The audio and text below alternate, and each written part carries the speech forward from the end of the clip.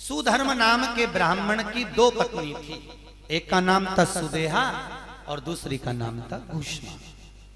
सुदेहा को संतान नहीं हुई, घूष्मा को संतान हुई। सुधर्म ने कहा, ये घूष्मा तेरे को तो संतान हो गई तो और संतान हो जाएगी, तू ये सुदेहा को दे दे। घूष्मा ने अपना बेटा सुदेहा को दे दिया। सुदेहा बेटे को बड़ा करी, विवाह करा, बहू आ गई।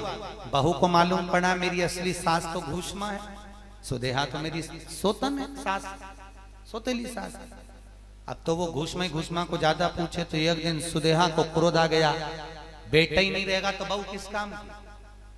सुदेहा को क्रोध आया, उसने तलवार लाकर, बेटा सो रहा था तो उसके टुकड़े टुकड़े कर लिए, एक कपड़े में साड़ी के पल्लू में बांध लिए, पोटली बनाकर टुकड़ों को तालाब में ले जाकर फेंक दिया। जब तालाब में ले जाकर फेंका, घूष्मा का प्रतिदिन का नियम था, एक मिट्टी का शिवलिंग बनाती थी, बालू रेत का, पूजन करके तालाब में विसर्जन करने जाती थी। आज घूष्मा विसर्जन करने चली।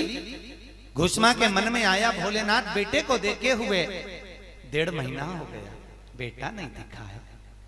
भोलेनाथ कुछ ऐसी कृपा हो जाए, मेरा बेटा दिख जाए। माना मैंने अपनी सोतन को दे दिया, पर बेटा तो दिखे। बस भोलेनाथ जी को सरोवर में, तालाब में विसर्जन ही किया था, और जिस तालाब में उसने टुकड़े डाले थे उसी में विसर्जन करती थी वो। जैसे विसर्जन करा, शिव नीचे गए और बेटा तैरता हुआ बाहर आ गया।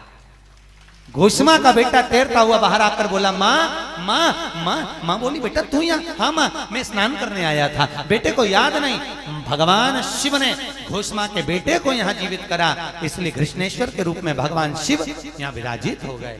बोल कृष्णेश्वर भगवान की।